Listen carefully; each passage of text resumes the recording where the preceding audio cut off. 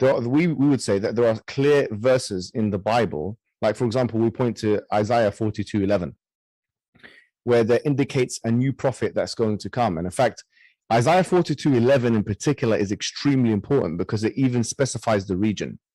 It says it will be sent to the people of Kedar.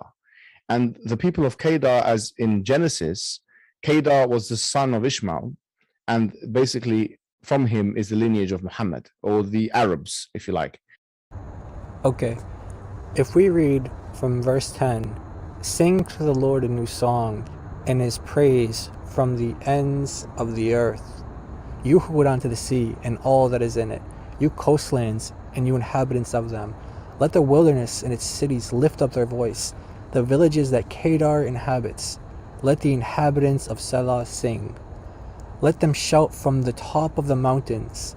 Let them give glory to the Lord and declare his praise in the coastlands. He said that verse 11 specifies the region that this prophet will come. He'll be sent to the people of Kedar. And then he says that these are the people from whom this prophet receives their lineage. Let's take his logic and apply it starting in verse 10, when it says the ends of the earth, the sea. When it says the ends of the earth and the sea, does that mean that he gets his lineage from the ends of the earth? Does he get his lineage from the sea? Is he a sea person? Coastlands, does he get his lineage from the coastlands? The wilderness, does he get his lineage from the wilderness? Cities, does he get his lineage from the cities? Mountains, does he get his lineage from the mountains? And again, coastlands. What this is saying is that the servant of the Lord, who is the Messiah, an Israelite, not an Ishmaelite. It never says that he's an Ishmaelite or he's coming from Kedar or he's specifically going to the region of Kedar. No. What it's saying is that the salvation, the gospel, will reach Kedar. It will reach Selah. It will reach the ends of the earth. It will reach the sea. It will reach the coastlands. It will reach the mountains. It will reach all over. God's salvation, his love for all people, will reach all the ends of the earth. This nowhere states that the servant of the Lord is going to be a prophet that's sent to Kedar from Kedar, insinuating that it's Muhammad. Isaiah 42 never once says that the servant of the Lord is any other than an Israelite. The servant of the Lord is the Messiah, who is the ultimate representative of Israel, which is why in the previous chapter it identifies the servant as Israel.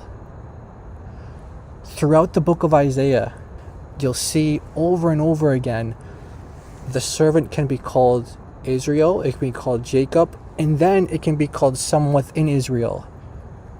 The servant is the Messiah, not an Ishmaelite. Now let's go to another clip. And let's examine his logic and what he says about the Torah and the gospel being corrupt. He just finished stating that the gospel is corrupt, and then he makes this statement. It's corruption. So what we believe is that what happens is with these books, you've had basically corruption happen to them. So we don't know what is part of that book and what is not part of that book. We don't know exactly what Jesus said and what isn't, because there is no clear chain of narration back to Jesus Christ. So he's saying that there's no chain of narration back to Jesus Christ. He doesn't know what is authentic and what's not authentic. Okay, if that's your standard for determining the truthfulness of a book, then please give us your chain of narration for the prophet Isaiah.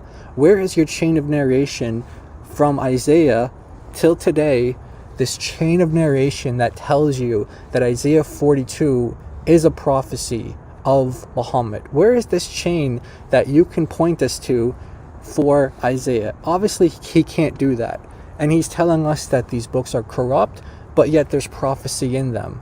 How can you go to a corrupt book to prove the truthfulness of your religion if that same book can be used to demonstrate the falsehood, the falseness of your religion? And this is just one small example of how Muhammad Hijab misinformed Jordan Peterson and his audience on Isaiah 42, which is not a prophecy of Muhammad. It is in fact a prophecy of the Messiah, the Son of God, the servant of the Lord. Not an Ishmaelite, not someone from Kedar, but in fact God incarnate, who took on flesh, became an Israelite. He is the true servant of the Lord.